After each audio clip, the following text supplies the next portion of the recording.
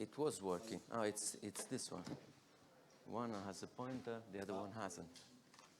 Okay, shall I start? Okay. Okay, so my name is Filippo Castiglione. I'm happy to be here. I thank the organizer for inviting me to give this tutorial. I am a computer scientist and I work for the National Research Council of Italy in Rome, Institute for Applied Computing. We basically do mathematical modeling of many things, and I'm interested in modeling the immune system. So this tutorial will be about cell-cell communication. It might be interesting for you from the point of view of, having an idea of how complex is the communication in the immune system. So I'd like to ask, how many of you know the immune system? I mean, to a certain level of details. Few, yeah, okay. Okay, so I think it's going to be good to have an introduction on the immune system. So this is the overview. I will introduce what the immune system is, the main features, and you can interrupt any time and ask questions. It will be nicer to have it some interaction. Then I will somehow list the requirements for an immune system model. I'm talking about computer model here. So the rest of the talk will be about this cell-cell interaction agent-based model. And therefore, I want to start by stating what are the main features that, to me and to the in the mind of the one who first suggested this model, which is not me, have to be taken into account to build an immune system model. Okay. Then I will show you a few applications of this model, the kind of dynamics, the kind of features it has, and what it's good at, etc. And then I will show you how in the model I connected other models to have links to the genetic level. So linking the cell-cell level, interaction level with the genetic level, and I'll show you two examples of it. Okay, so I don't know how many of you do mathematical modeling. I mean, I know that you know what the model is, of course, but how would you use it in biology? And this is my interpretation. It is an interdisciplinary task, right? It starts not from the modeler, but it starts from the biologist. The biologist has to come to you with the question, and it has to have an hypothesis of how it works. If there's no hypothesis, there's no way we can help them. I mean modelers, okay? So biologist has to have an hypothesis. Then you, as a mathematician, translate this into a formal language. It might be algorithmic, as in my case. It might be, a system of differential equation. It might be an algebraic system. It might be a logical system. Doesn't matter. It's just a formal quantitative system, which, as a matter of fact, 99% of the time is executed in a computer. Okay, so they together have a model, and they have it together because taken alone, both biologists and mathematicians will not be able to exploit the model itself. There's no way a mathematician will be able to tell something interesting if there's at least if it doesn't have enough biological knowledge. So it's a really interdisciplinary effort. And what is useful to have a computational model? To do what is called abductive reasoning, which means abductive reasoning or inference is a kind of inference which goes from an observation to a theory which, let's say, accounts for that observation. There's nothing new in this. I mean, this is the way science goes. You know, you have an idea, you demonstrate that in your system that the idea is clear. That's not by no means a demonstration, a proof, a theorem that your theory is correct, but at least you are a step forward. Now in modeling, there is a step further that you have to do, and it's really necessary. It's to go back to the, lab and test what you got, because you, of course, you as a modeler, you have to make approximation and so on and so forth. So why is it useful? Why biologists should count for a model? Well, time, first of all, money, and possibility to explore things that are otherwise impossible to do in real lab. Okay, it's quite clear, and that's what we do. Okay, so let's start by talking about the mammalian immune system. It's a complex and adaptive learning system. It's considered one of the most complex systems after the brain or before the brain, people say. And it's a learning system because it's able to develop a memory of what it has already encountered. That's the immunological memory. That's the reason vaccine exists. And it has evolved to defend the individual against foreign invaders. So what do we mean by foreign invaders? Fungi, bacteria, viruses, and all sort of foreign, but also endogenously created malignant cells. I'm talking about cancer, right? So it doesn't have to come from the outside all the time.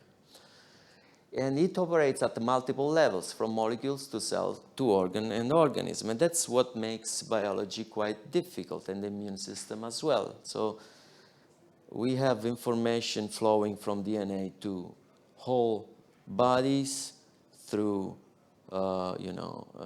cells, tissues, and organs. And the logic, there are logical causal implication of things happening at the different scales. This makes modeling extremely difficult. So what people does usually is to choose a scale, a predefined scale, both in space and in time, and operate at that level. Now, I did the same in my system, you will see, but I'm trying to move toward other scales as well. So the immune system is it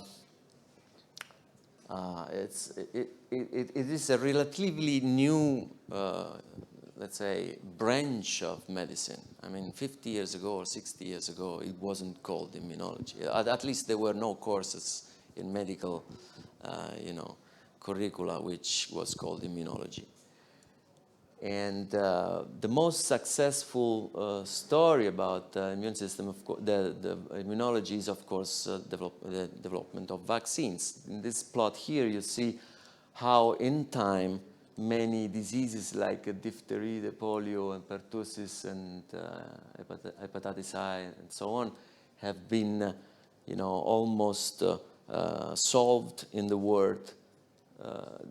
The size of these circles identify a number of infected people, and the yellow circles here identify when the vaccine has been deployed. So, I mean, this kind of visual, this picture show to those people who don't believe in vaccine that actually vaccine work, at least, because there is a huge debate in Italy these days about, there's a lot of people thinking that vaccines are not useful, or well, that vaccines are dangerous, which is a different thing. And so I would show them this picture here. Of course, vaccines are not, there are a lot of other things which still have no vaccines. Pharmaceutical companies are working on it.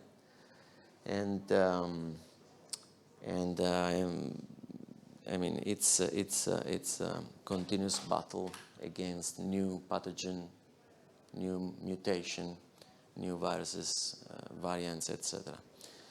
So the immune system can be seen as a system of walls around the individual, okay? So we have these pathogens trying to break these three walls. They first encounter what is called the first line of defense, which is basically a set of chemical and mechanical barriers. I'm talking about the skin, the pH of the skin, the mucosa, and everything which protect our body, okay? When this is broken, for example, if you get a scarf, okay, and pathogens get to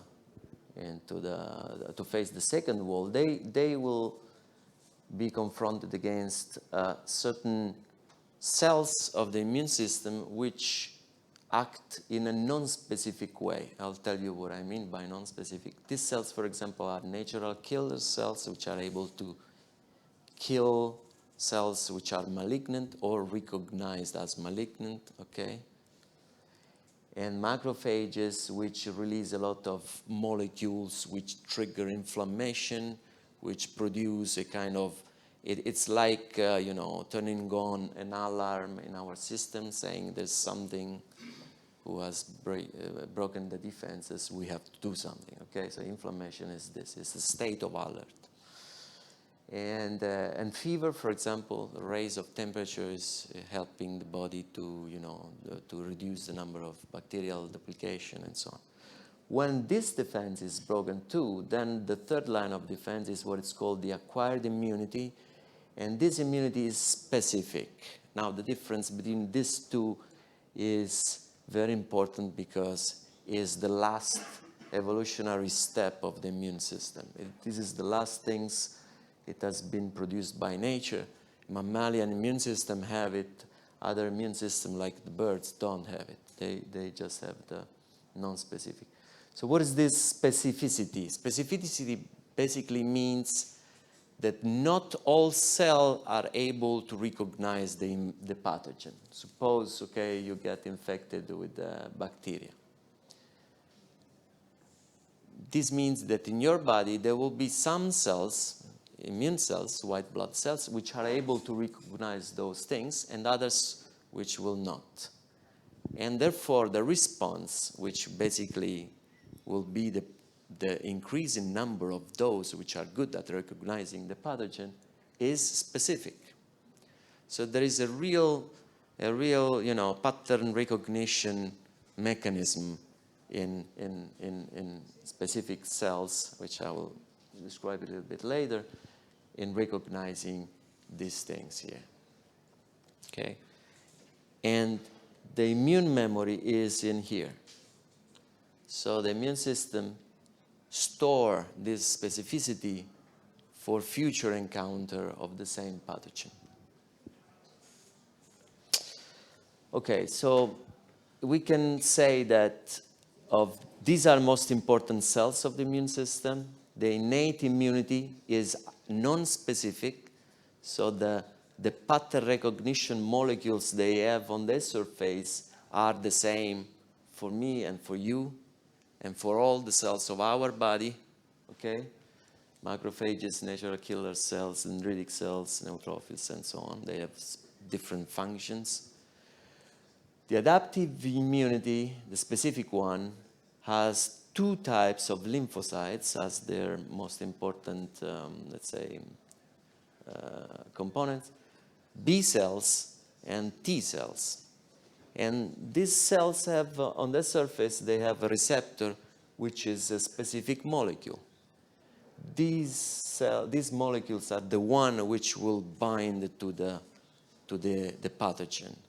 And each cell has a different receptor on its surface. So my receptors are different from your receptors, and among my billion cells, there will be a distribution of receptors. Of course, you can have 2, 3, 4, 10, I don't know, it depends on your immunological history, cells with the same receptor. But if you consider starting from scratch, a baby, for example, it will have a repertoire, let's say the sum of all these molecules here is taken at random, so it's uniformly distributed, let's put it this way, okay?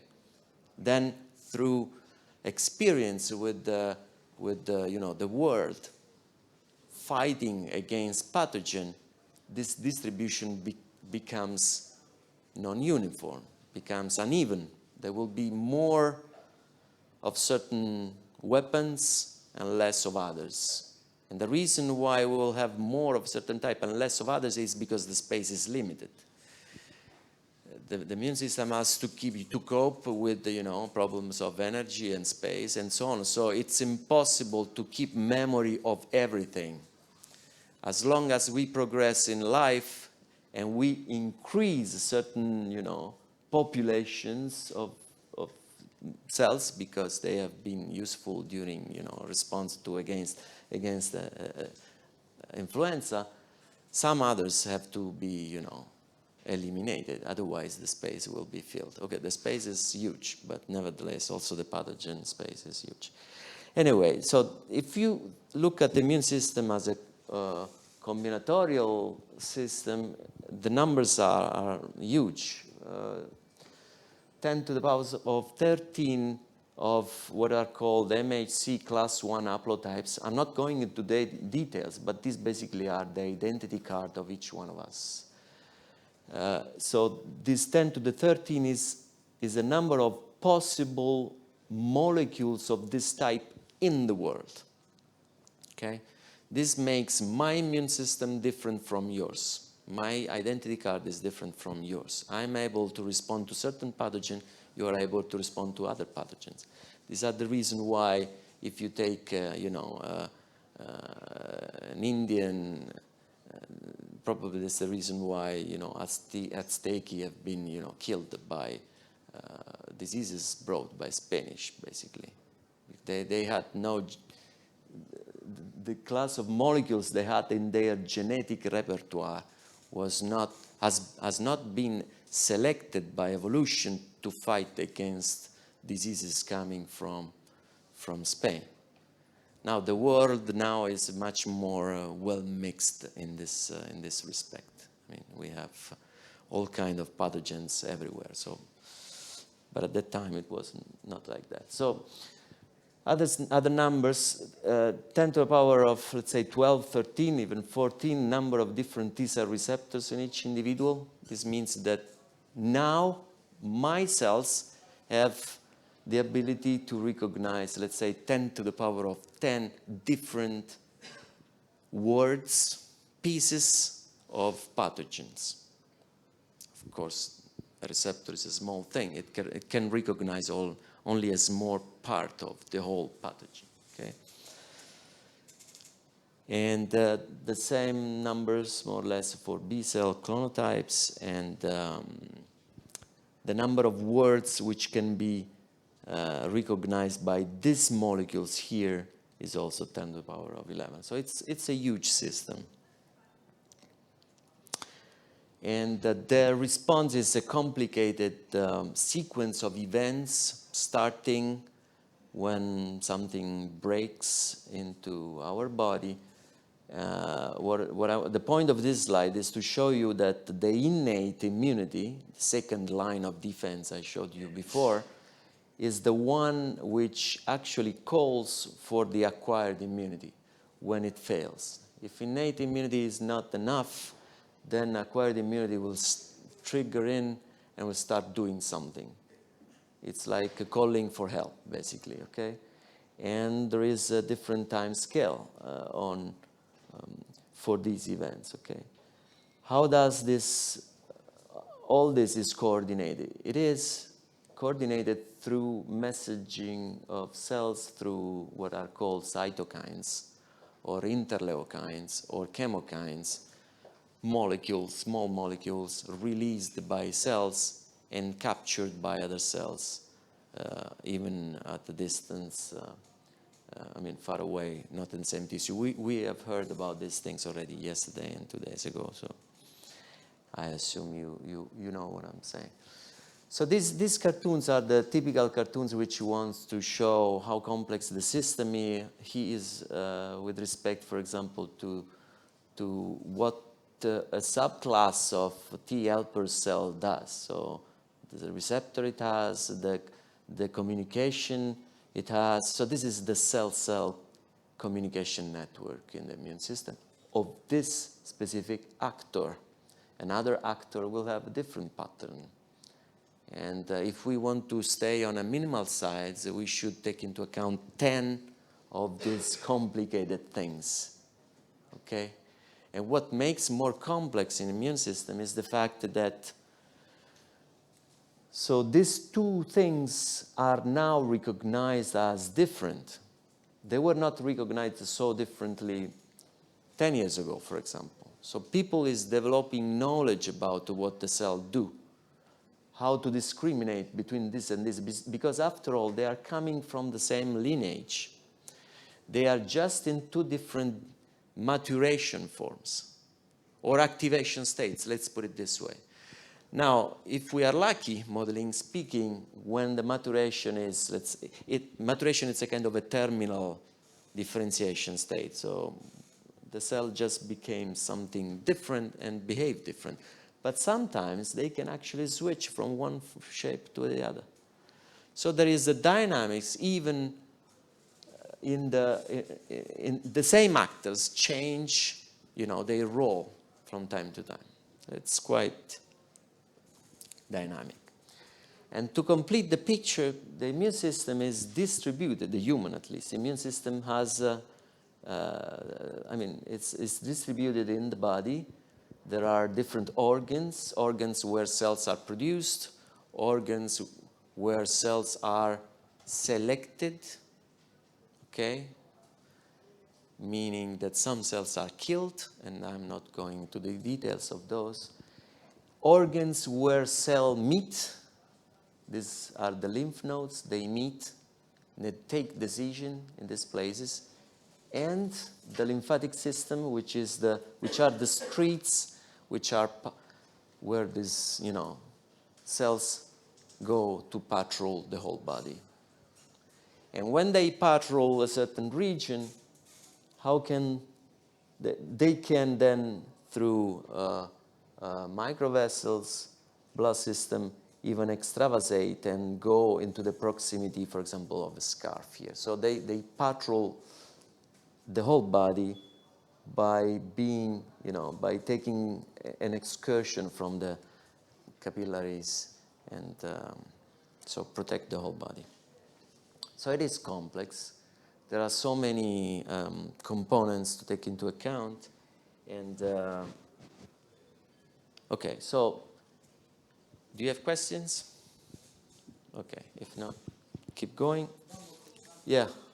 Regarding the difference in T cells, what makes them so different? What are areas? They respond to certain subset of signals, and they produce a different subset of signals.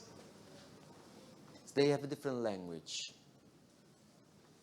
specialized to talk with special other cell. For example, Th1 cell will talk with macrophage type 1 cells.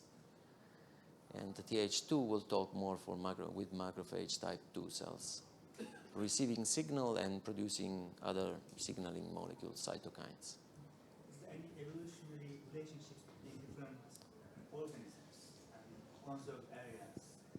Evolutionary in terms of individual or in different species as well? Well, B cells are called like this because they are in, I don't remember, Borsa di Fabricius, our biologists can help us. I think they are in birds. So of course, we share. These T cells are also in pigs and mice, and if this is what you wanted to say. They are conserved around among species, yes. I just wanted to study the conserved areas and what makes them so different. Yeah, there are a lot of studies from the bioinformatics point of view, even at the molecular level, to understand the phylogeny of, even the molecules. So cells are collections of. But in terms, I'm more interested in function, and the function is the same. If you, a T helper in human does the same thing of a T helper in a pig, or in a rabbit, or in a cat, or in a dog. Okay? For molecules, it's a bit more complicated, I would say. Okay, so having seen what what's this beast we want to model, let's state a list of requirements. Suppose you want to make a model of these things, okay? And these are the driving principles that we have followed to construct this sim, that's a model, immune simulator in C, that's why the name is like this. And I will tell you what are the specific solutions adopted. I'm not claiming that they are the best, they are just the solution we have adopted. So the first, let's say, important things to consider is to make this, let's say, to define the concept of diversity. We want the model to be able to respond to the different pathogens, not just to one pathogen. Many models of the immune system are few equations where they have a variable which is called antigen. They say it's a virus, and the whole equations are related to that virus, okay? But the purpose of this model was to make a kind of environment, a kind of an architecture where you can simulate many things in parallel at the same time. So the first requirement is to represent all this variety in the possible things that can be recognized by the immune system. This is called diversity.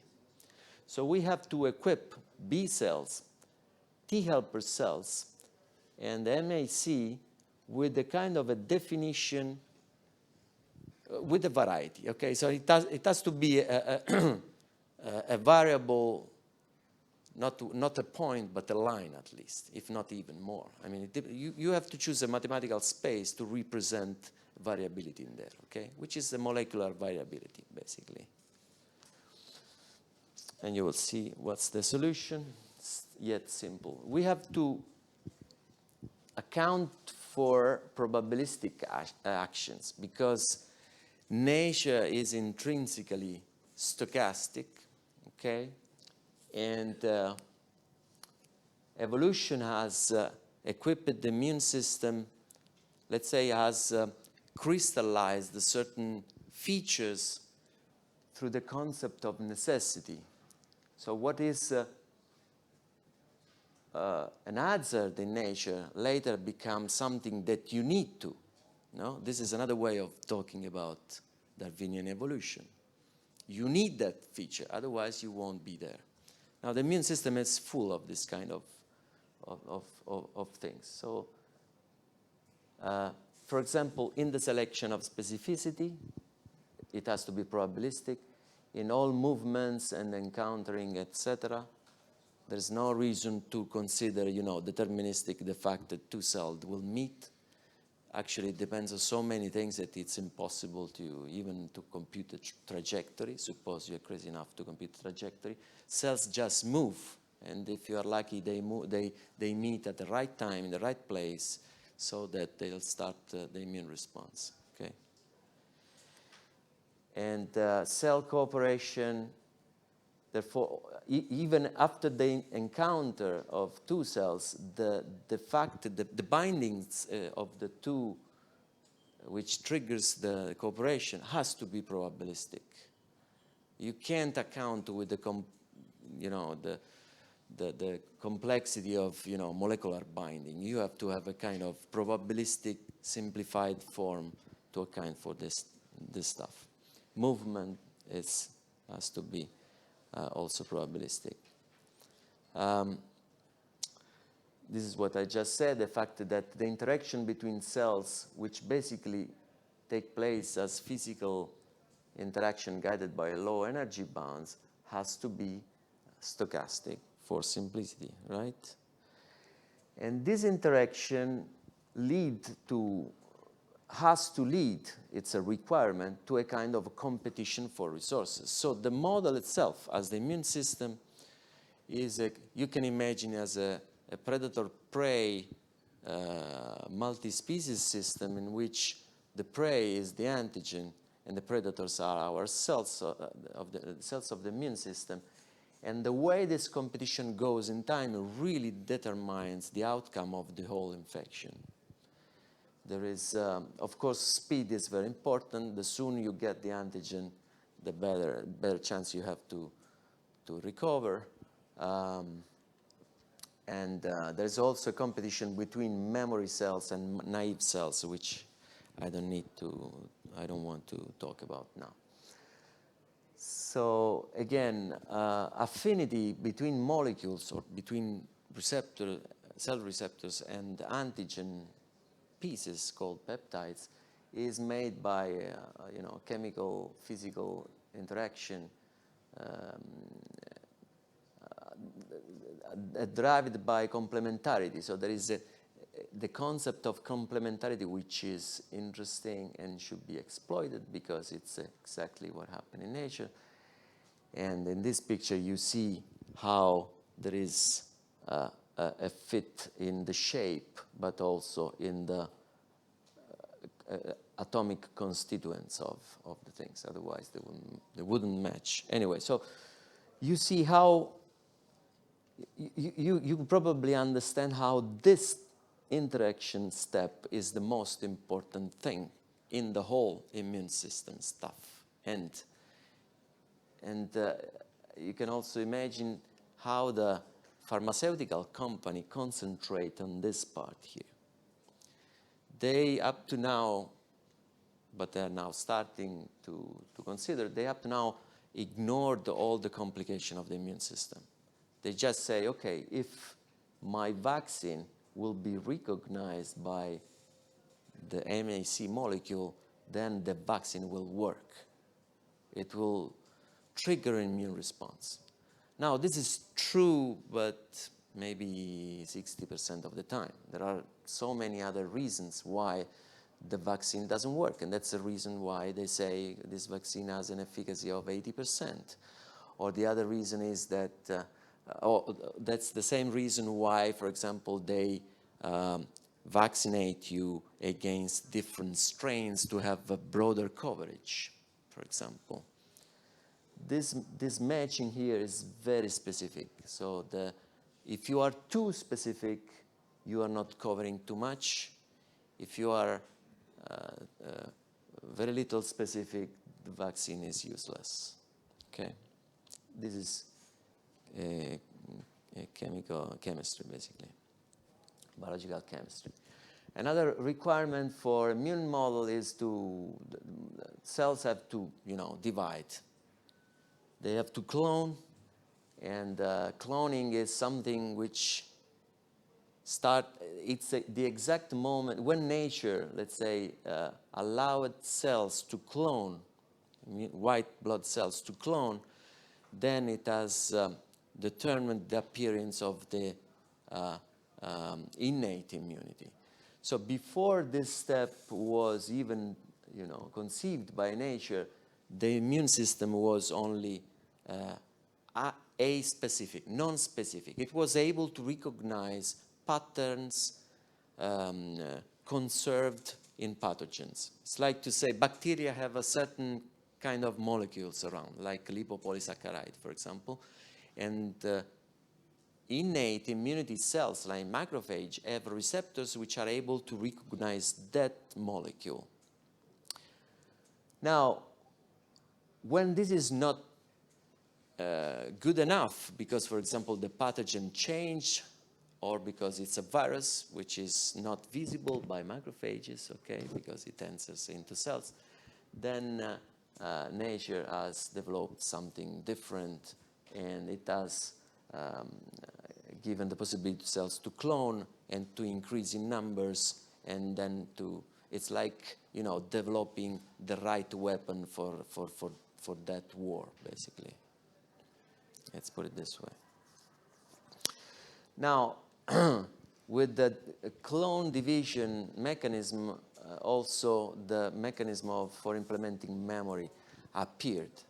Memory, the immune memory, basically is the way of the immune system to store an image of what it has recognized. Now, this is done basically by creating cells which live longer. But this is a recent conceptualization of memory. There's a lot of debates even now, and there has been a lot of debates even before, of is it really true that we still have a cell which has, 40 years because we took smallpox at the age of, 6? Or is it that those population renewed itself during this 40 years because it has encountered some pathogen which is similar to smallpox? Now, this is not clear. And as a matter of fact, it's impossible to test because it will mean you take a blood sample to your kid, and then 40 years later, you take another blood sample, you try to see if the cells are exactly the same. And even if they are the same, you don't know basically it's impossible. Anyway, so memory is important to have. Memory has required the development of certain controls because not all responses are potentially dangerous, okay? And what is the problem to recognize the self from the non-self? What is the set of molecules which belongs to you? And what is the set of molecules which comes from the outside of yourself? Where are the barriers? When is that the immune system has to stop fighting these things? It's really difficult, and it's connected to the concept of autoimmunity, okay? That's the reason why people complain about vaccine. Some people says that you get vaccinated at the age of 6 and later in your life you get an autoimmune disease because your immune system start recognizing your self molecules as those molecules which were in the vaccine. This is more or less the idea, which, let me state again, it's wrong. I mean, it's better not to think in these terms. There's no proof, at least. Anyway, so this control have evolved in time, and they have basically they consist in having diverse type of cells and introducing concept like danger signals, like alarm, like double control, double checks. A couple of events in sequence have to happen before the immune system starts mounting an immune response. It will not respond to everything, otherwise it will be dangerous, okay? And also the fact that the anatomy of the immune system is important, the fact that things are distributed around the body, there is a certain compartmentalization of functions, and so on and so forth. This is also plays a role in the control. So as I said, control are needed to avoid to respond to no danger stimulation. We don't want to get inflammation for, just because we smoke or because we eat what we eat or we drink what we drink. And most importantly, we don't want to attach our own tissue. But these controls can be broken, and can be broken in a physiological situation, like, for example, when you have an inflammation. And so this is a way nature has, breaks temporary this control to clean and to solve the problems. And while in other situations, the unphysiologic case is when you devise an adjuvant, what is called an adjuvant, something which is added to the vaccine to create that state of alarm, okay, so that the immune response can be produced better. Questions so far? Okay, so now we're going to look at the model, and I want to make a difference between what are continuous models and what are agent-based models, which you probably know. So when you have a biological process, there are many things going around, many processes going around in the system under study. And what you do, basically, you describe all this process within equations, coupling the equations with terms in them, right? So you have a system of differential equation, doesn't matter if it's ordinary differential equation, partial differential equation. This is not the point at the moment. It's the fact that you are specifying in this language what is happening here. Now, the drawback of this description is the fact that there are relationships between the equations which are non-local, in a sense that if you want to add a new process, you probably have to think at all equations that you have. If you have to add terms, for each term you have to find parameters, and it's a little bit complicated. And if you change something here, you will have consequences which are basically unpredictable in terms of not easily predictable. I mean, you can use other mathematics to understand how changes in one equation propagates to the whole system. Now, in agent-based simulation, the approach is different. First of all, you automatically introduce the concept of space. Okay, that's a detail. You might have a partial differential equation in the slides before, and you had the space anyways. But you dispose this phenomenon in the space, and they are not necessarily overlapping. This makes simplify your life, because you know that these things happen only in one part of your space and not in another place, which makes your thinking easier. You discretize the space, you represent a number of entities, biological entities in each lattice point or discretized volume, and then you represent these things with objects as you would do in object-oriented programming, since most of us know what object-oriented programming is. So you have software objects living in a certain space, equipped with a set of rules to behave. And this set of rules are not necessarily equations. They might be, usually they are described through algorithms that we know have an expressive power which is greater or at least equal to those of formulas and equations, right? So we have a powerful way of representing very complex situations. And this is the approach we followed in this model. So we represent a portion of the body, actually different portion. We represent we have a stylized form of an organ which is called thymus, which is a filter, basically, okay? We have a bone marrow which produces cells, okay? This is just a source. And then we have a space, simulation space, which represent a portion of a secondary organ, which is where immune cells meet and exchange messages and do things, okay? And we have entities like macrophages, T cells, and so on and so forth.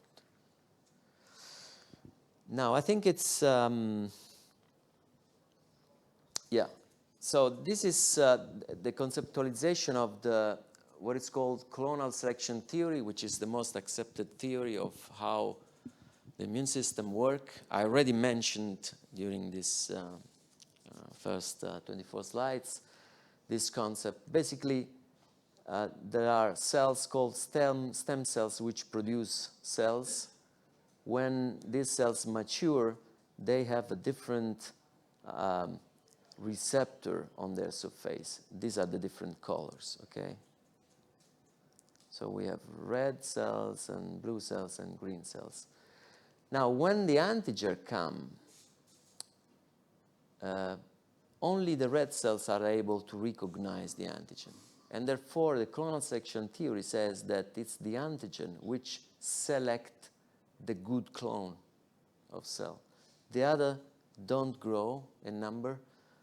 These grow in number. And they do something. What do they do? They produce antibodies, for example, okay? So these colors are the specificity I was talking about. How is specificity implemented here? It's implemented through the metaphor of lock and key. If the antigen is the key, the lock is the receptor, which is a surface molecule represented by a binary string. So we are in the space of the binary strings, and the distance, the Hamming distance, is how I determine if two molecules interact. It's one way, of course. You can imagine many other things. We represent, therefore, a repertoire according to the length of these binary strings. Usually, I work with 16 bits, which means I have 65,000 different clones represented, which is nothing compared to 10 to the power of 11, right?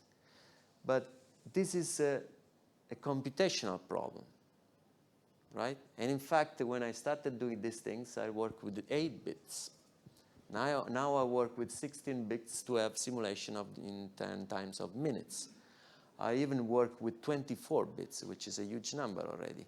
But then the simulation is slow, use parallel computing and all these kind of things. Anyway, so if I have this two receptor matching with a certain binary Hamming distance, I have to have a function which tells me how likely is the action to take place according to this affinity.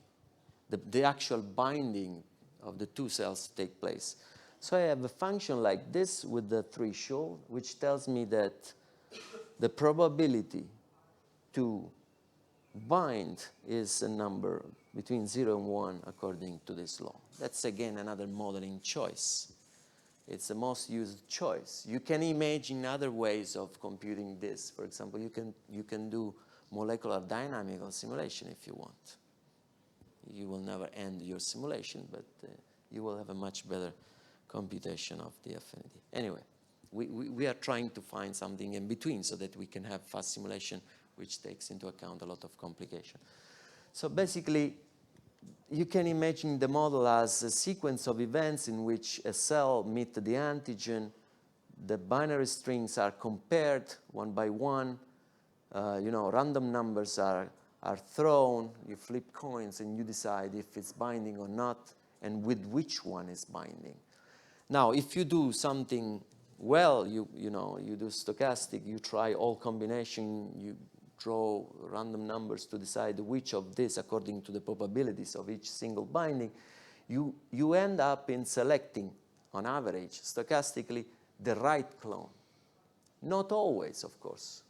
Not always, because this event is probabilistic. So you might have immune response which are not the best for this specific peptide, okay? Might not be the best. And in fact, the immune system has, this is what happened in reality.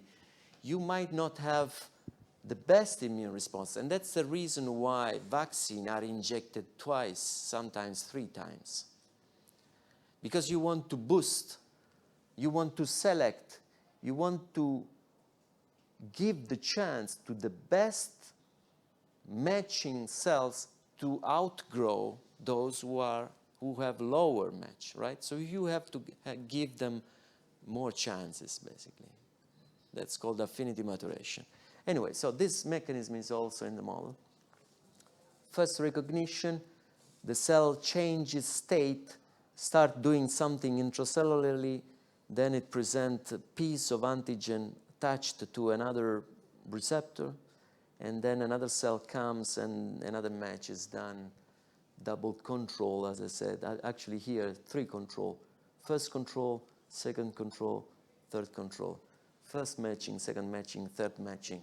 The immune system has evolved all these steps before it starts an immune response, okay? Yes? What exactly happens in the third step? This one? Yeah.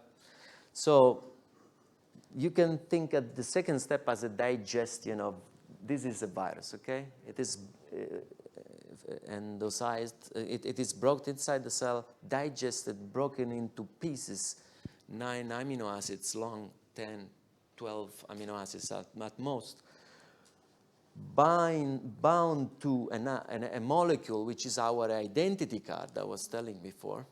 Okay, so maybe I recognize this piece, you recognize another piece, okay? But they both, belong to the same virus, so both me and you will respond to the same virus.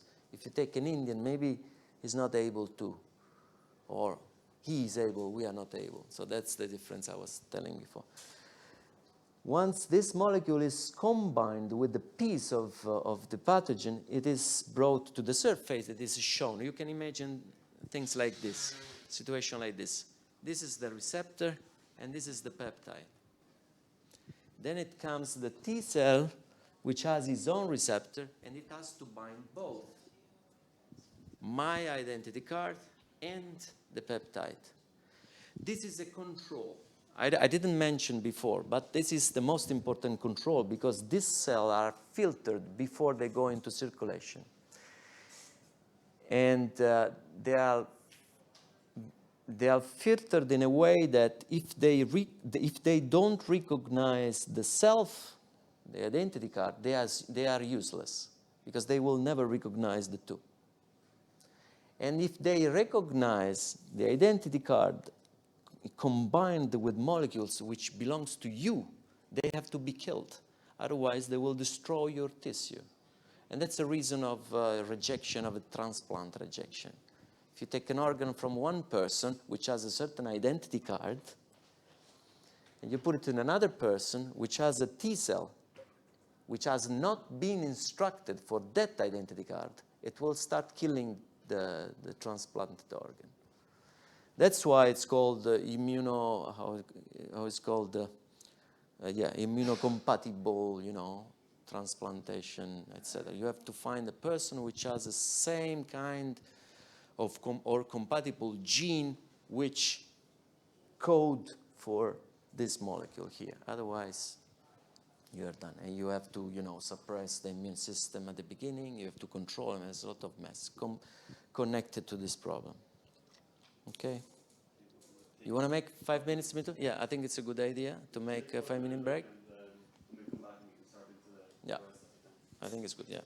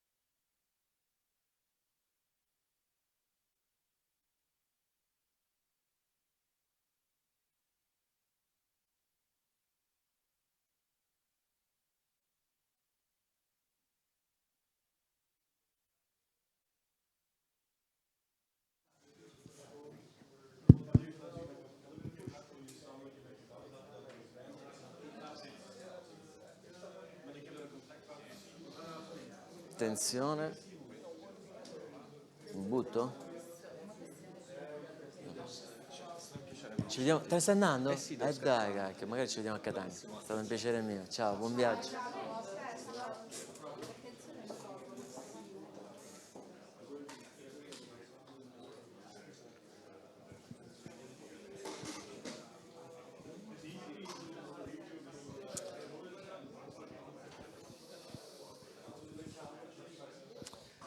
Okay, let me continue.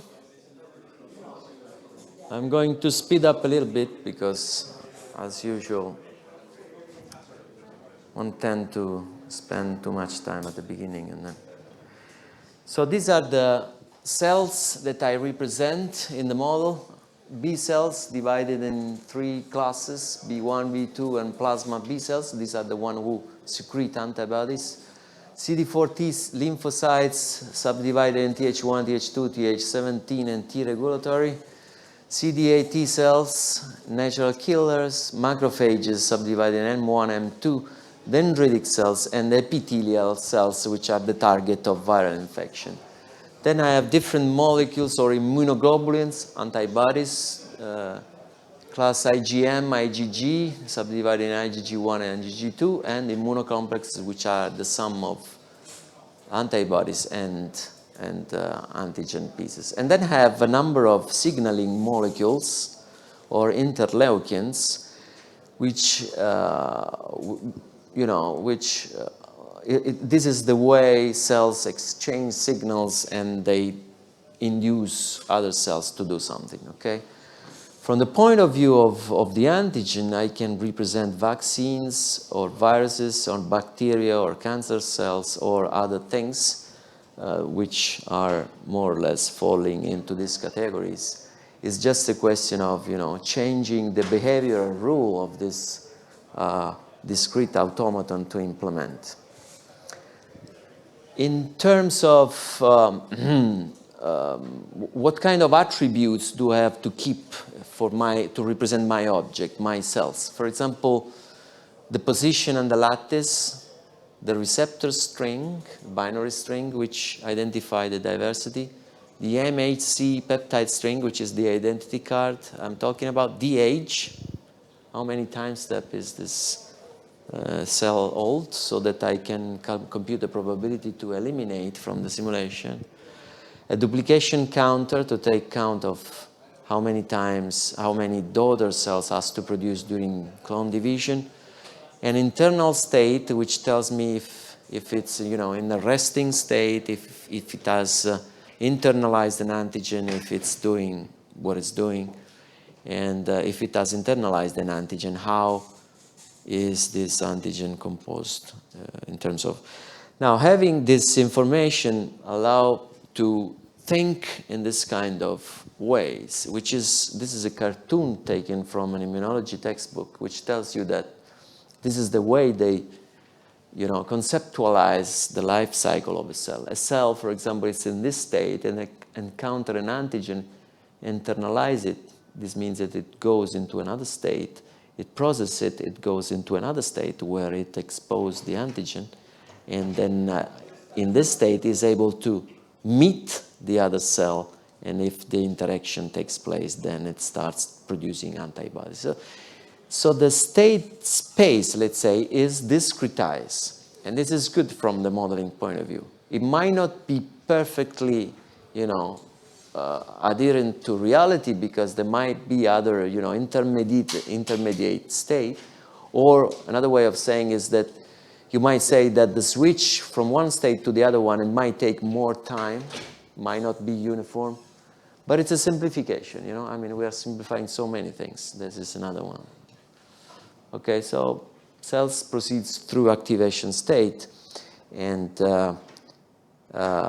each switch, its state change is coded through an algorithm, which basically it comes in a slide.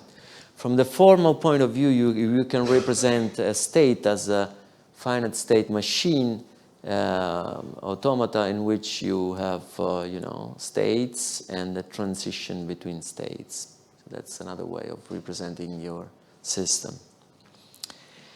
And so the model is the, the application, repeated application of rules like this one, in which you take a couple of entities, okay, two types of cells. You check if the state of the first entity is in a certain set. Likewise, for the second entity, if this happened, then you decide with probability p, which depends on the Hamming distance between the two receptor binding sites, okay? With this probability, you decide if to do something. And this doing something, it includes also the update of the state of the cells. And the simulation goes on in this way. There are many different functions, each coding for a different, biological or immunological process, like B presentation or infection or phagocytosis and so on and so forth, okay? And these functions are repeated in a random order together with other functions, like functions which creates new cell or kills cells according to age, secretion of antibody, clone division, antigen growth, and so on and so forth, movement on the lattice, etc. So it's really discrete dynamical system, okay? Now you might ask, how did you validate this model? Where did you take the parameters? Now this model has a long story. So the philosophy behind this is that as soon as you get a parameter value from a certain study, you stick with it. Because we are representing an immune system. So it's a model of different subparts, of different models. There's no reason to change, replication rate unless if you have other reason to believe it's changed. You just stick with it. It's a basic biology. And this has allowed, through validation of past studies and, of course, other, matching stylized facts known in immunology, has allowed to set most of the parameters. Of course, other parameters are free. There's no way to figure. You can get, of course, you get parameters from the literature, whatever. And the other parameters are those which allow you to tune on your specific application, hoping to get something for fixed for the next study. So these are the features which are implemented in the model. So as I said, it's a model of models or theories or ideas. It's a long list. Each has its own complication. Each is implemented in different functions. Each has been, studied separately with different levels of details. Sometimes I had values to compare with, other times I didn't, okay? But I knew what I wanted. In other situations, medical doctors or biologists helped me to assess at least the dynamics qualitatively, okay? So at least qualitatively the model has been validated in all these specific features. It's a long list, okay? Now, I like this slide because it parallel with the first one, and the reason why I like agent-based is in this formula. If I want to calculate roughly the number of equations I would need to describe my system with equation, I would use this. You have to trust me, okay? L is the lattice size, and bit is the binary bit string length. These are the number of cell types. These are the number of signaling molecules types. For each cell types, this is the diversity, which is 2 to the power of n bit for lymphocytes and 2 to the power of 0 for macrophages, for example, okay? If you put these numbers in this formula here, and you consider the case of a small lattice, 6 cube, for example, cubic lattice, with n bit equal 12, this will mean 45 million equations, okay? But this is the number I use in my everyday simulation. So L equals 10 and bit 16, and this is 3 multiplied 10 to the power of 9 equations, so 3 billion equations. So how is it possible this? How can you represent this? Now the trick is very simple. There's the same, let's say, logic of representing a very sparse matrices. You don't represent the whole matrix. You represent only those things which are different from 0. And the agent-based, if you handle memory carefully, allocating and freeing memory at the right time, you can go to these numbers here with 100 megabytes on your laptop, no problem. If you're simulating one antigen only. As long as you keep the number of antigen small, your immune system will shrink to a reasonable size. If you do simulation of a virus, as I will show you in a while, like HIV, which mutates, then you have to have a lot of RAM because this system will shrink, will enlarge to giga and gigabytes of memory of RAM, even if temporary. So basically, this is the kind of output I get in a typical experiment. It's kind of monitoring the population, the cell counts, cell numbers, and everything is saved on a file. I can go back and extract other information, do statistics, repeat the experiment because I have a random number.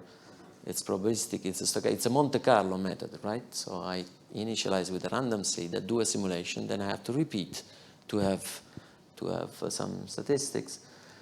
And so I compute averages and this kind of things.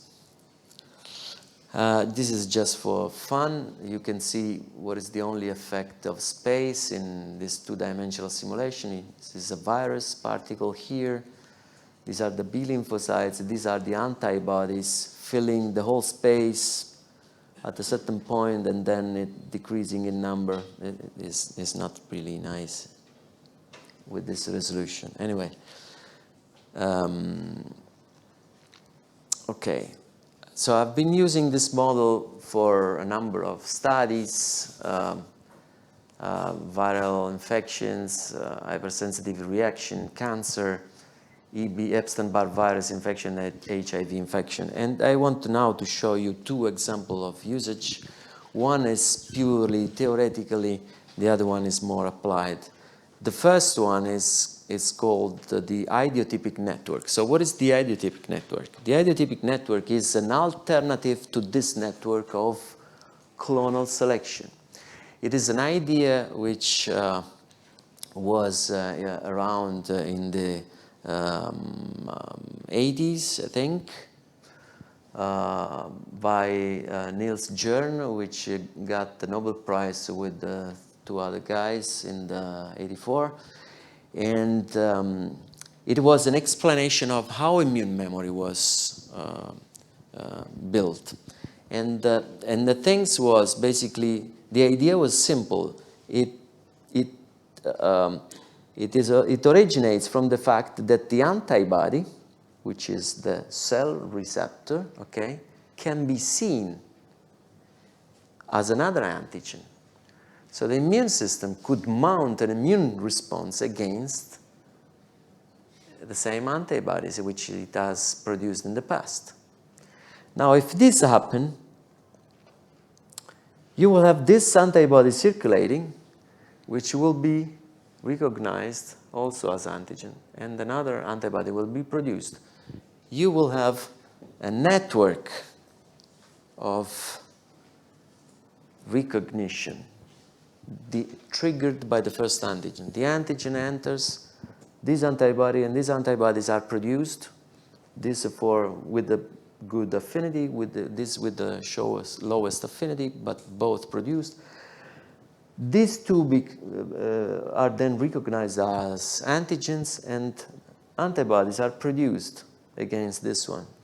Antibodies are produced against this one. Then it might happen that this antibody can be recognized by this antibody. So there is a network of recognition going on, and I wanted to simulate this in my system. So I could, just by flipping a bit or an instruction in the code, simulate this situation. And this is what I observed. So this plot is time and log scale and days, and this is the antibody titers in log scale. So concentration of antibody in my space. This is the antigen, which, as you see, decreases in time, and it's eliminated in 10 days.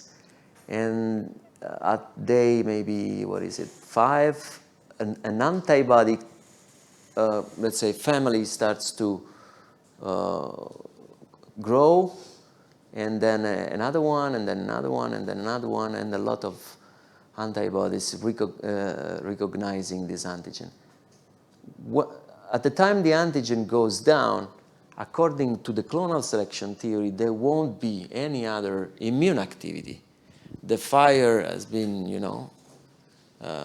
extinguished, and therefore everything settled down, and so on and so forth. But in this theory here, you have antigen circulating, which are basically those antibodies. So other immune response recognizing those are bringing the system into a metastable state, basically. And this metastable state was what Jern called immune memory. So we have memory of past infection because we have a network of mutually stimulating cells and clones. If you see this evolution in the space of antibodies, you have that in time antigen has created this, which has created this, which has created many others, antibodies, and then it happens that this has created this, and I mean there is a relationship in time. This is the way things evolve in time, and this is the way you can see the whole network. So with the repertoire of 2 to the power of 12, which means 4,096 potential antibodies, just one antigen has elicited 190 ideoclones. These are the names of the ideotype. So you can already see here, this means about 4.6% of the total repertoire. You can already figure out how immense will be the waste of energy for our body to keep so many immune responses going on at the same time, all the time. So in fact, this theory has been abandoned, and although it has been demonstrated, it turned out that the demonstration itself was a little bit weak because the recognition of the antibodies were forced through adjuvants. So it looks like that the immune system has, that the human body has kind of tolerance mechanism to avoid this continuous activation. Anyway, it was fun to model, yeah. Did you try to, after you have the sustained response? Goes on forever. Yeah, did you try to re-inject the antigen? No, but it would have been cleared in no time. Okay. Yeah. I didn't try, or maybe I tried and I forgot. I take it for granted, because you have, I mean, this red curve here is the best antibodies produced at time. It's a first, right? So it's anti-antigen, and it's still there. Yeah. So the other application is I want to show you is the infection, HIV-1 infection. And HIV infection is fun, at least from the modeling viewpoint, because it has 2 time scales. There has been a moment in which modelers, physicists especially, spend a lot of time building models of immune infection because of this. If you look at the viral load after the infection, so if you get infected at time 0, the viral load goes, viral load means in the blood. It goes down because basically the virus gets inside the cell, infects the cell, okay? And the immune system goes up. These red triangles are the CD4 cells, okay? So the pivot, most important cells of the immune system. Now, this takes place in weeks, basically. Then there is a first immune response. So the number, no, wait, this is the first immune response. You see the CD4 going up, then going down again. And the reason for this is because the virus has started its life cycle replication, so it increases in number. But as long as it increases in number, the immune system starts responding to it, so it pushes it back down again, okay? Now, what happened in a time scale of a lot of years? What happened is there is a continuous fight between the two, the immune system against the HIV. The problem is the HIV infects the cells of the immune system. The CD4 cells are infected. In fact, it's called immune deficiency, right? It's the HIV, human immune deficiency virus. It kills the immune system. Yeah,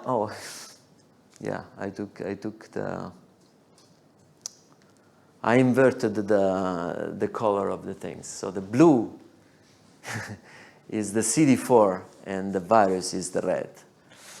Okay, so what happened is that in time, the virus is not eliminated completely because it mutates. It has a high mutation rate, which allows to escape to the immune recognition. So the fight goes, the immune system wins today, recognizing a certain strain of the virus, and the same weapons developed today are not useful tomorrow because the virus has mutated something else. So it has to develop again another set of weapons. And in the years, the immune system is then destroyed because the virus killed them, because the replenishment organ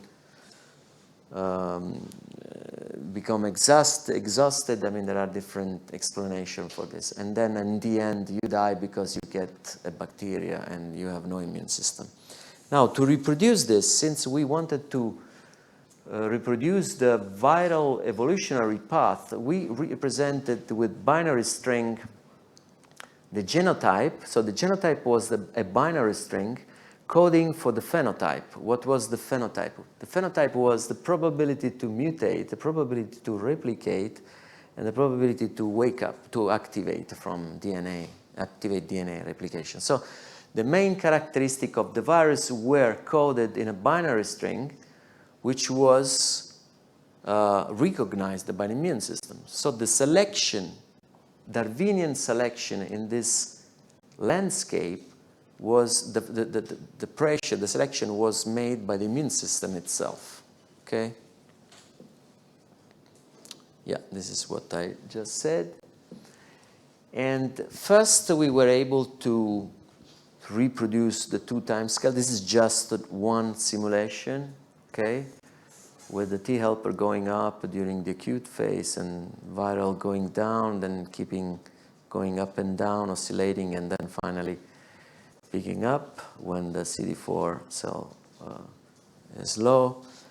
But the most interesting part is this view, which show in the space of a binary mutation from the origin, which is a relative distance to the wild type, which is the virus injected at time 0, okay? And in time, the population of this family, those are called strains. So what does this show? It shows that during the primary phase of infection, the first weeks or maybe months, 2 classes of strains, one class of strains diverges from the wild type. The wild type keep living for all this time, okay? But eventually it is eliminated, you see here? Or at least it is destroyed. While the variants, mutation, which keep mutating, accumulating, mutating, at the end is the one who dominates the immune response. And this is just stochastic. And in fact, by random, initialization of the system, we were able to recover different viral evolution in this system. Those who are called short-term progressor are those who progress to the AIDS phase in, let's say, less than 5 years. And those who are called long-term progressor progress to the AIDS phase in more than, let's say, 10 years, okay? And if you make a histogram of the time it takes to go from infection to the AIDS phase, you get a curve like this, which is in a good agreement with cohort study of 1,000 individuals. So let's say the statistical parameters of this log normal curve is quite good. And this was, let's say, obtained just by running a large number of simulations. It was an evolving pattern of the simulation. Okay, now to conclude, well, still have time, but I have many things. I'm going to speed up a little bit because I want to show you the way we bridged the two scales. We went from the cell-cell scale, which you just saw. Oh, this is blah, blah, blah about scales, which we already done. Bridge this with the molecular scale of actually gene regulation, okay? The idea here is that rather than in a model, you can model, top down, okay? You observe and describe, or you can model bottom up, which is more as I did. You model the microdynamics of the elements, and you hope to recall your phenomena as an emergent phenomena, as we did. But there is another way of doing, which is to, it's called middle out, which is to extend your model into the other direction, maybe going to upper scale or lower scale by linking existing model. So this idea has been exploited in other situations, in other models, and this is the way we exploited this. We wanted to bridge the mesoscopic cell level with the microscopic gene expression level, and we basically identified the interface between these two levels, each represented by a different model. This is the agent-based model I'm just describing, and this is a gene regulation model, which I will describe in a second. And the interface is then made by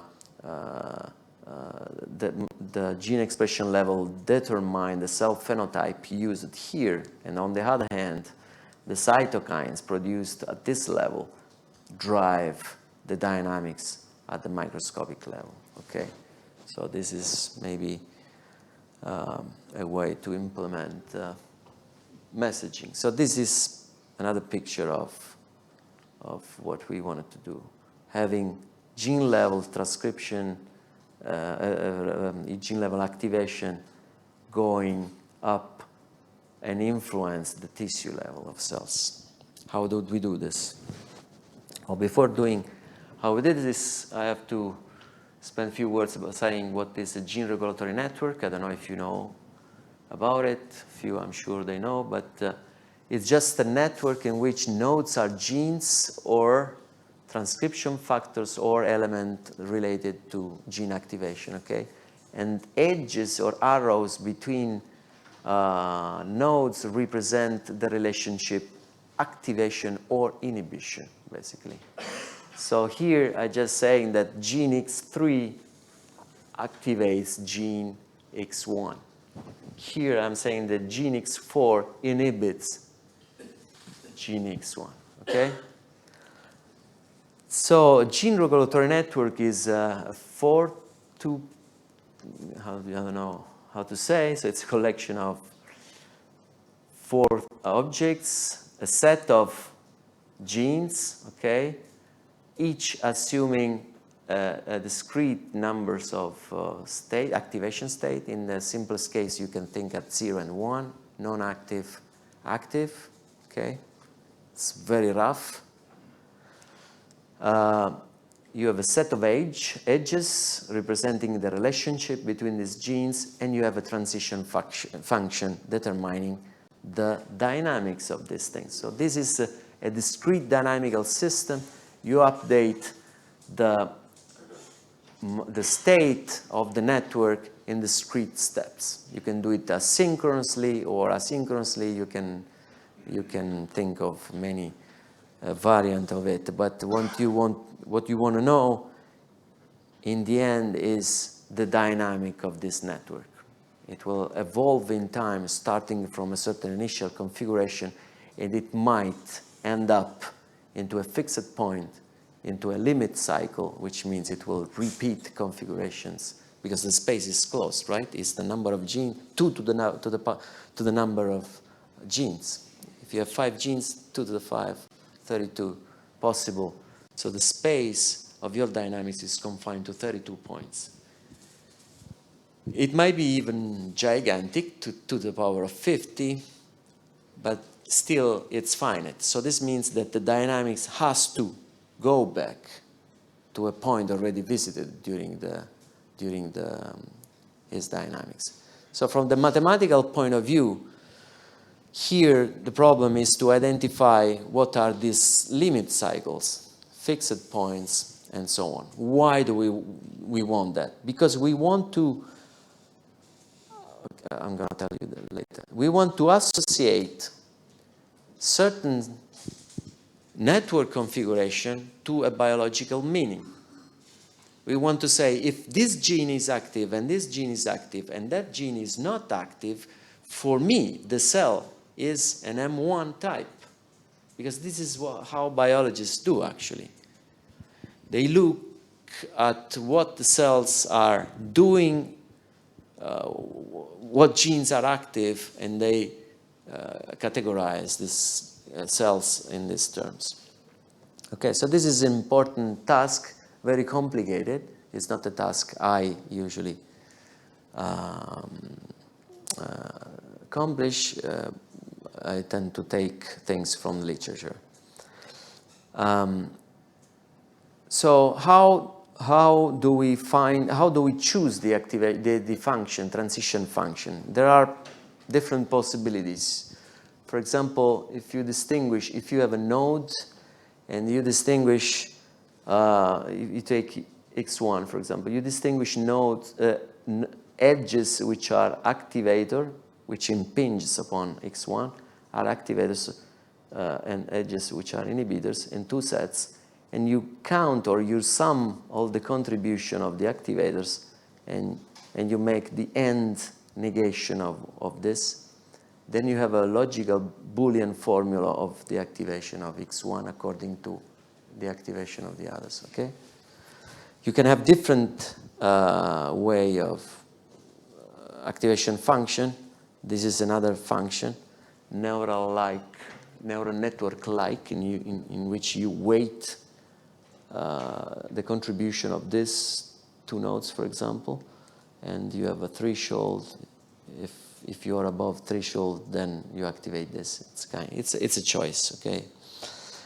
Now, most, let's say, meaningful are this kind of transition function, which are basically taken from literature. This is an example.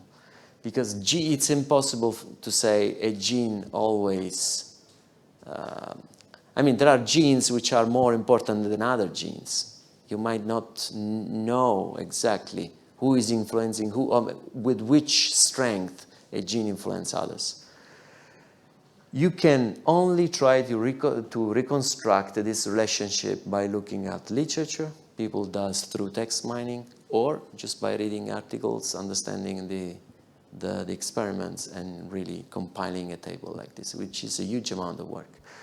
For TH1, T-helper differentiation, there is such network published in the literature. T-helper, I'm going to skip this. It's very important for the immune system, and recently people has discriminated 4 types of T-helpers, Th1, Th2, Th17, Treg. Each of these phenotype does a different thing, more or less, okay? You might think of this Th1 responding to viruses, Th2 are those more, good for producing antibodies, are the one who are implied in allergies, type 1 allergies. Th17 are more inflammatory, transient. T-regulatory are dampening the immune response, are counter-regulating the immune response. Anyway, they are doing different things. In the model, they are coded with different rules. So I took this network, published in the literature. I just not rewired, just let's say discriminated nodes which are internal in the cell from nodes which are on the surface of the cell, which means these are receptors, and I added other nodes in these networks as to represent signals coming from the outside. Now, you can easily think of this as an integrated circuit, right? You have pins here. This is the input. These are the pins. This is the internal logic. And this is the output, the pins which activate the output. Now, if you look at this, if you look at the gene regulation machinery in this way, it's much simpler to decode what a network does. And also, if you see, apart from feedbacks going back internally, but also from the output to the input, because some molecules secreted by the cells are actually captured by the same receptor. This is the autocrine effector of cytokines.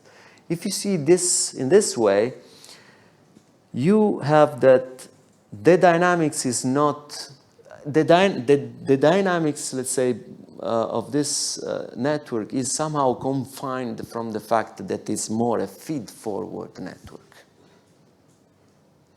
It's not a completely, feedback. There are feedbacks, but nevertheless.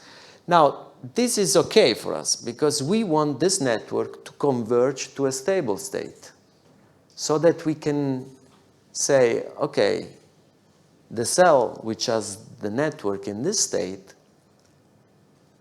in this stable state, we can call it M1, for example, or Th1, okay?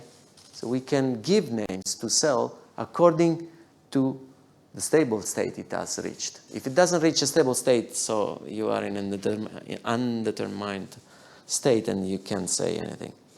Okay, so this is the machinery which is inside each single cell. To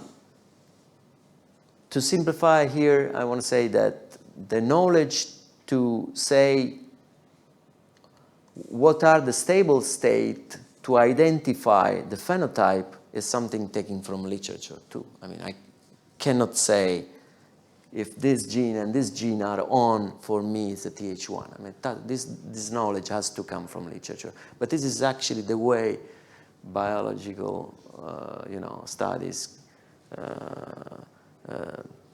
differentiate cells. If this gene is on and this is not on, is off, then it's a Th2, and so on and so forth. So there is a combination of activation and inhibition of certain genes. Others are irrelevant, which tells me what kind of cell is. So I can use those points in the mathematical space and plug these dynamics into my agent-based cellular scale. How do I do? I take a cell, Th, I equip it with one copy of this network.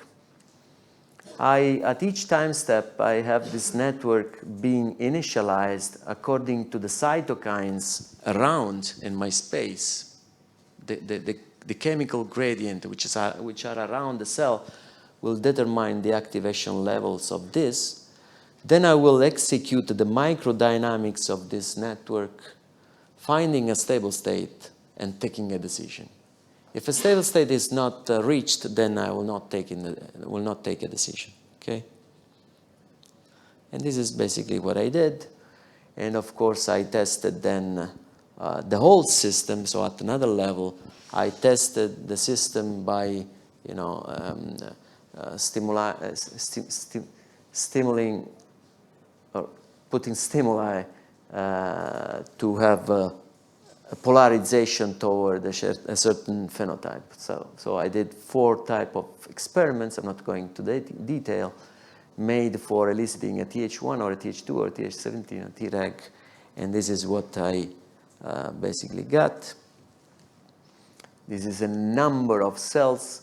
In the first case, I get more Th1. Second case, I get slightly more Th2. Third case, more Th17. Fourth case, more Treg. As you see, there is a variability.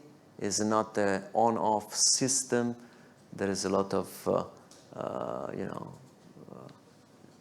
it's statistics, as in reality. And this is in line with, at least qualitatively, with this, what is known in literature. Quantitatively, it's a little bit more complicated.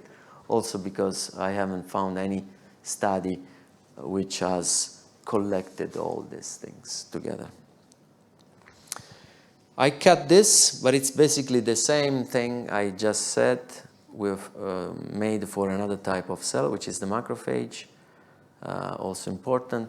This is the network, much simpler, and same logic, and the activation of NOS2 implies an M1, NOS2 plus an ARG1 implies an M1 type, and the vice versa, the M2. Okay, other kind of experiments, and good response. Now with M2 it's more complex because people are starting to find other intermediate phenotypes. For example, M2 has been divided in M2D, C, B, and A.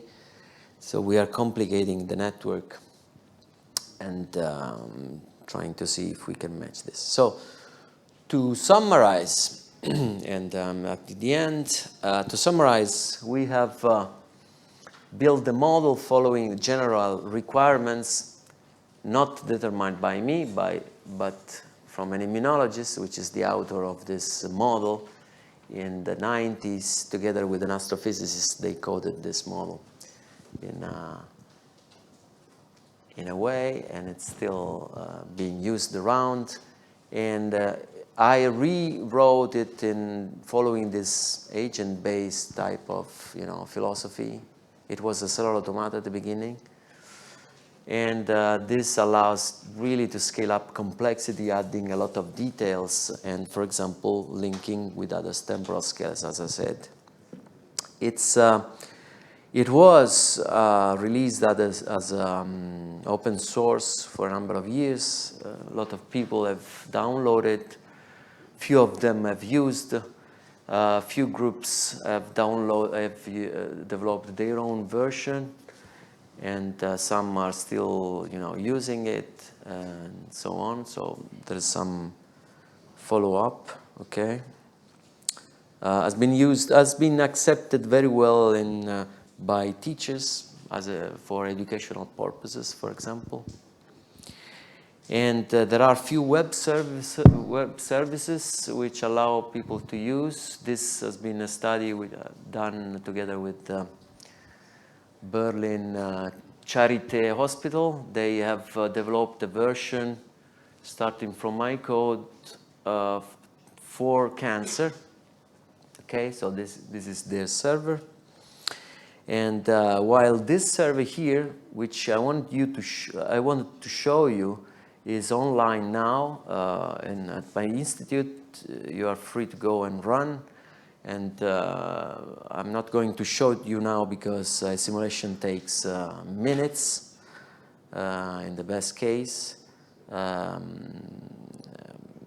I mean, you can go there anytime, and I urge you to go and give me some feedback. So the experiment I wanted to show, but I will just show plots, is the typical experiment that you can make, which consists in injecting something at time 0, and then at a later time, the same thing, together with something else, maybe a few hours later, which is different from this. Okay? What happened is that while this developed the immune response, this developed a primary response, it's called. Okay? Now, if you run this, you'll see. Here I do 2 injections, not 3 injections, not just 1. But what you see is that the third time or the second time, I don't remember, I inject something which has already been stored in the memory, you get a higher response, while if there's no memory, those clone types will not grow in number.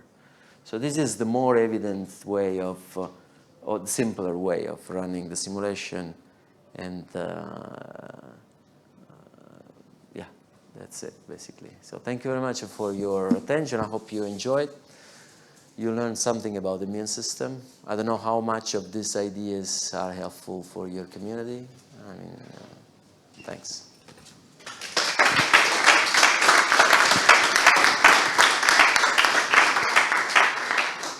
And now if you have questions, you can make it now, or you can, reach me later, or if you're not, no problem. You can use maybe take note of the server. I will be happy to see if you experience with it, and if you want to play with it, and if you have feedbacks or questions, you can write me anytime. Okay, thank you for the presentation. I have one question regarding the scale. So in one of the first slides, you have shown us like the whole human body with the lymph system and so on, but what are you actually simulating? So what is the size, or let's say spatial size? Yeah, so I can simulate a whole lymph node. A whole lymph node means 10 microliters. No, 10 milliliters, okay? I usually, if I want to run a simulation in minutes, 1 minute, 2 minutes, I simulate 1/10 of it, okay, of a lymph node. There are 500 lymph nodes in our body. So the size is probably 1/10,000 of of just a lymph node. I'm not talking about tissue. So we are going into the direction of making different organs and having cells going from one organ to the other one. And apart from the computational burden, is doable. The real limiting factor is that there's no way to know where lymph channels are. So I have a map of where lymph nodes are in a human body taken from NMR, for example. But I don't know how they are connected. So either we guess how they are connected, or they're useless, basically. And those are just lymph nodes. There are tissues to model. To our practical purpose, we are doing a multi-organ simulation in which we model few lymph nodes, the lymphatic channels, and an infection site. We want to model all the trafficking of cells, because cells have to go back and forth once at least. Okay, and then a second question. So you've shown us like results for, I think, HIV, for results over years. So how can you ever simulate this? What is being done there? Oh, we simulate the whole life of a person in maybe at that time the code was a little bit faster because I had less thing in a day maybe. In a day we could simulate the life of a person. Of course, a small part, a representative, let's say, part of the body, not the whole body. I mean, when people do models of immune system in one point, if you write an ODE of the immune system, you're simulating one point. So here we are something between reality and, no? Yeah. Thank you. How do you translate parameters that you take from literature in your abstract representations? Some can be, exactly because it's an agent-based, some can be translated straight away. I mean, if you have, for example, duplication rate, or the antibody secretion rate from plasma cell. You just have a time step. You have a delta t in your simulation, which is 8 hours. Okay, it's quite big anyway. You can just compute, make a multiplication, and you put the parameter in there. Other parameters are more complex, and you have to tune. Yeah. Or, for example, the number of times a cell duplicates, 4 times, 5 times, for CD4 cell, and for CD8 cell, it's 7 times. These things are known. The half-life of cytokines, the half-life of cells is known. Yeah, these kind of things are, you can just take it from textbooks. Yeah.